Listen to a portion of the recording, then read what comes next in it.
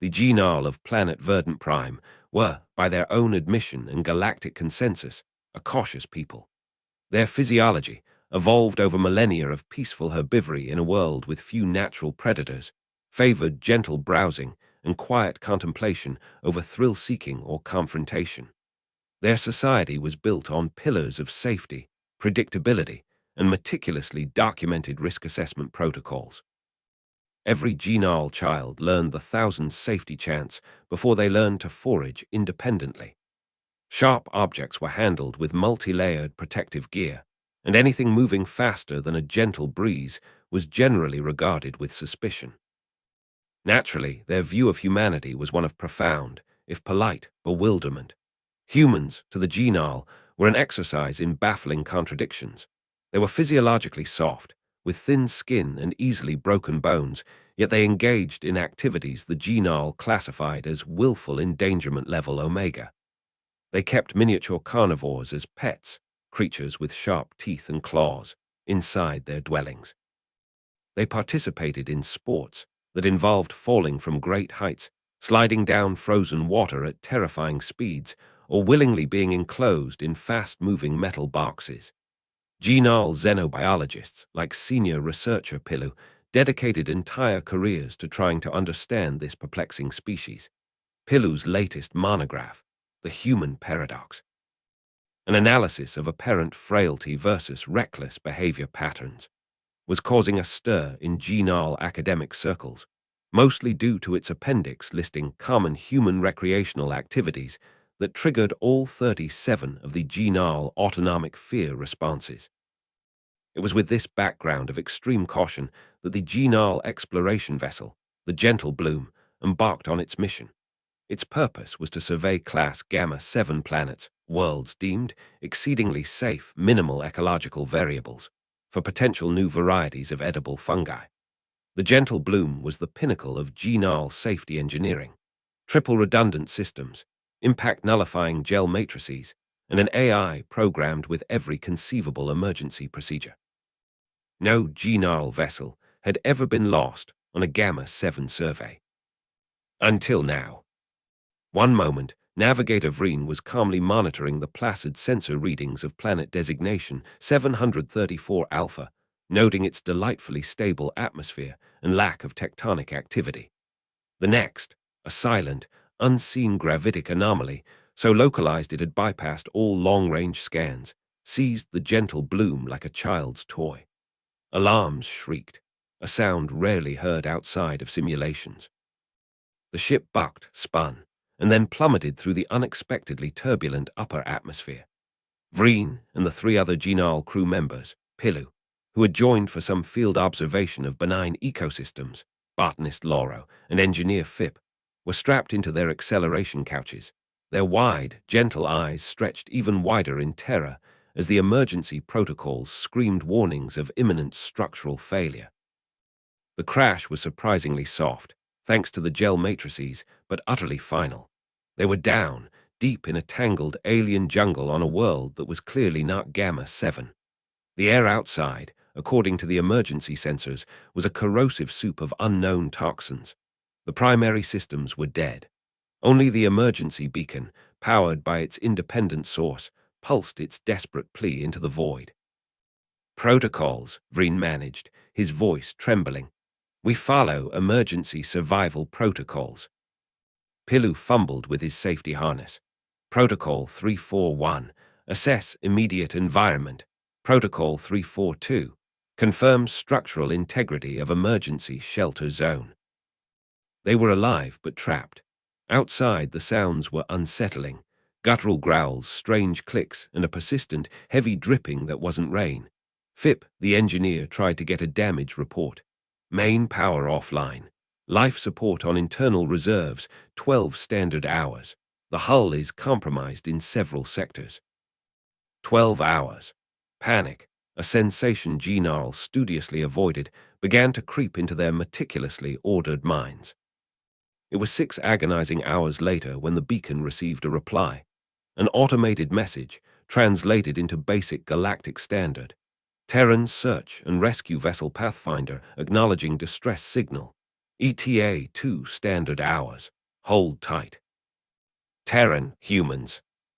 Pilu felt a fresh wave of anxiety. Humans, the reckless, fragile yet dangerous species.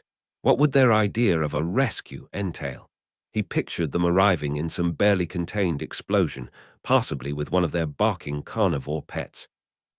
The Pathfinder didn't arrive with an explosion, but it certainly wasn't a genal vessel. It was smaller, blockier, and looked like it had seen a few too many rough landings. It settled into a self-made, clearing a short distance away with a practiced, almost casual thump. A ramp lowered, and 4 figures emerged. They were clad in environment suits, but these suits were less bulky, more form-fitting than genal emergency gear, and seemed to allow for a startling degree of movement. One figure, clearly the leader, raised a gloved hand. Her voice, filtered through the suit's calms, was calm, almost cheerful. "Hey there, folks. Captain Eva Rostova, Terran Sar. Heard you were having a bit of a party down here. Everyone in one piece." Pilu, Vreen, Laro, and Fip could only stare through their viewport. "Party," Vreen whispered. "We are facing imminent demise." "We're getting you out," Eva continued, her team already fanning out, scanning the area with various devices. "Atmosphere here is nasty, full of neurotoxins and corrosive particulates. Fun stuff. We'll need to get you into our evac suits. Might be a bit of a tight squeeze." "Fun stuff," Laro murmured, his fronds wilting. The human team consisted of Captain Rostova, a tall, wiry man named Jax, who seemed to be the tech expert, his helmet display flickering with complex data; Anya, the medic, who carried a surprisingly compact kit; and Marcus, a broad-shouldered man who moved with a quiet confidence and carried a long, pole-like device.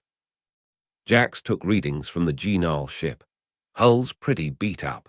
Atmosphere inside is probably getting dicey too. Let's get 'em transferred." The Genal, with extreme reluctance, allowed themselves to be helped into the human evacuation suits.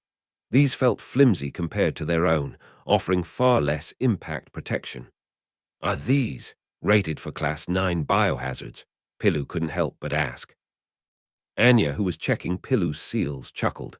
"Kid, this planet is a Class 9 biohazard. These suits are rated for survive until extraction. Good enough for government work, eh?" Pilu did not understand the idiom, but it did not sound reassuring. The journey from the crashed Genal ship to the Pathfinder was, for the Genal, a living nightmare. For the humans, it seemed to be a mildly interesting nature walk.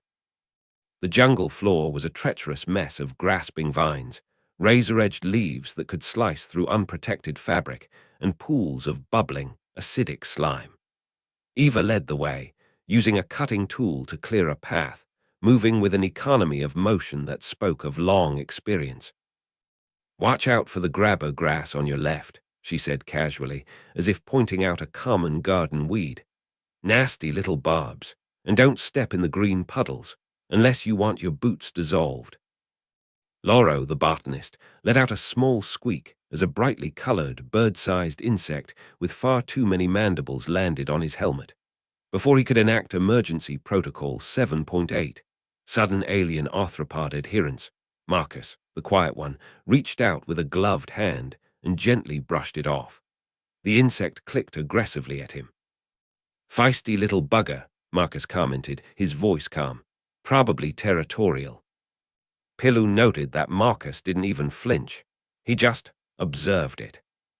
They crossed a ravine on a makeshift bridge of fallen logs, stabilized by jacks using some kind of rapidly deploying magnetic clamps.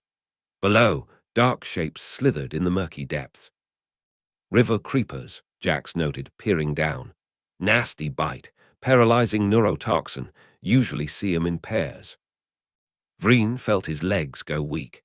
He was only kept upright by the surprisingly strong grip of Anya, who was walking beside him. "You doing okay there, Leafy?" Anya asked, her tone genuinely concerned, yet somehow still unperturbed by their surroundings. "Just a bit further. We'll have you sipping nutrient paste on the Pathfinder before you know it." Then came the sound, a deep, guttural roar that vibrated through the very soil. It was followed by the crashing of giant foliage. Every genal froze, their instincts, honed by millennia of avoiding anything that made such a sound, screaming at them to curl up and play dead. Even if playing dead was not an effective strategy against something that sounded like it could swallow them whole. Eva held up a hand. "Hold up, team, got company." From the dense undergrowth, a creature emerged. It was immense, easily 3 times the height of a human, with 6 powerful clawed legs, a segmented body covered in thick chitinous plates, and a head dominated by a maw filled with serrated teeth and multiple glowing red eyes. It sniffed the air, its massive head turning towards them. This, Pilu thought with a strange, detached certainty, was it. This was the apex predator. This was how they died. He began to mentally recite the chant of final acceptance. The humans, however, did not seem to share his fatalism. "Whoa," Jax breathed, his helmet display flickering faster. "That's a tyrant lizard king. Apex predator class 10 biomechanical hazard. Magnificent, isn't she?" "Magnificent," Phip gasped, his voice barely a squeak. "It is going to devour us." Eva unclipped a device from her belt. It looked like a heavy-duty flare gun. "Standard deterrence protocols, people. Marcus, you got point." But Marcus was already moving. Slowly, deliberately, he stepped forward away from the group towards the monster. He held his pole-like device, which Pilu now saw had a soft, padded end, not as a weapon, but almost neutrally. "Easy, big girl," Marcus said, his voice calm and even amplified by his suit calms but somehow intimate. "Just passing through. No threat here." The tyrant lizard king let out another growl, lower this time, more of a rumble. It took a step forward, its multifaceted eyes fixed on Marcus. Pilu closed his own eyes. He couldn't watch. But then he heard Anya say, "Ha, would you look at that?" Pilu forced his eyes open. Marcus was talking to it, in soft, soothing tones. He had unclipped a pouch from his belt and was holding out something in his gloved palm. It looked like a piece of dried meat, a ration bar, perhaps. "Hungry, are ye?" Marcus cooed. "Yeah, it's tough out here. Here, try this. Terran jerky, best in the sector." The massive creature lowered its head, sniffing cautiously at the offered item. Its huge jaws, capable of shearing through plasteel, were inches from Marcus's hand. The genal collectively held their breath. Then, with surprising delicacy, the tyrant lizard king took the jerky. It chewed, its red eyes blinking slowly. Then it looked at Marcus again and made a soft, chuffing sound, almost like a purr. "That's a good girl," Marcus said, actually reaching out and gently touching the side of its armored snout with the padded end of his pole. The creature leaned into the touch, just for a second. "Yeah, you're not so bad, are you? Just misunderstood." He then slowly backed away, rejoining the group. The tyrant lizard king watched him, then, with another soft chuff, turned and lumbered back into the jungle, disappearing as quickly as it had arrived. Silence. Eva holstered her flare gun. "Well, that's one way to do it. Nice work, Marcus. Guess she liked your brand." Jax was shaking his head. "Man, you and your way with the local murder fauna. One of these days, one of 'em is gonna eat your jerky and your arm." Marcus just shrugged. She was just curious, and probably a bit lonely. Most things out here are either trying to eat you or trying not to be eaten. He glanced at the genal. "You folks okay?" Pilu, Vreen, Lauro, and Phip were speechless. Their entire understanding of predator-prey dynamics, of danger, of sanity, had just been upended. A human had just effectively petted a Class 10 killing machine and offered it a snack. Anya patted Vreen on the shoulder. "See, told you we'd get you through. Marcus is our resident beast whisperer. Got away with anything that's got more teeth than sense. Probably because he's a bit like that himself." She winked, though the genal couldn't see it through her helmet. The rest of the journey to the Pathfinder was a blur for the genal. They saw other horrors, plants that shot toxic darts, swarms of flesh-burrowing insects, chasms that seemed to drop into planetary cores. But the humans navigated it all with the same terrifying competence and unsettling cheerfulness. Eva even paused to admire a patch of rather lovely bioluminescent fungi, which Loro knew, from its faint aura of airborne spores, was lethally poisonous on contact. "Makes for a great nightlight, though," Eva had said, before steering them carefully around it. Once aboard the Pathfinder, safely strapped into surprisingly comfortable acceleration seats, the Genal were given nutrient paste and hydration. The human ship, while Spartan, felt like a fortress of safety after the nightmare outside. As they ascended, breaking free of the toxic atmosphere, Pilu looked out the viewport at the receding horror of planet 734 Alpha. How do you do it?" he finally asked Captain Rostova, who was sipping something from a bulb. Eva turned, her helmet now off, revealing a tired but friendly face. "Do what, researcher Pilu?" "Exist, with all that, the danger, the things that want to consume you. You treat it all so casually." Eva smiled. Earth was a bit like that once. Still is in places. You learn to adapt. You learn to respect the danger but not let it paralyze you. Sometimes you even find a bit of fun in the challenge. And sometimes, she glanced towards Marcus, who was now meticulously cleaning his beast tickler pole, you find out that the biggest, scariest things are just looking for a bit of understanding or a good piece of jerky. She then pointed to a small, framed picture on her console. It showed a furry, four-legged creature with floppy ears and a wagging tail, sitting next to a small human child. "That's Max," Eva said. "My golden retriever. Biggest goofball in the galaxy. He'd probably try to make friends with that tyrant lizard king too, if he got the chance." Pilu stared at the image of the pet. It had teeth, not as big as the tyrant lizard king, but definitely teeth, and humans lived with these creatures, willingly. The rescued Genal were dropped off at the nearest galactic Concord station.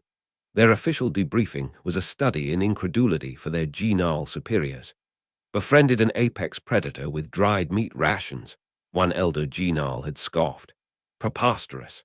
Clearly, you were suffering from acute environmental stress."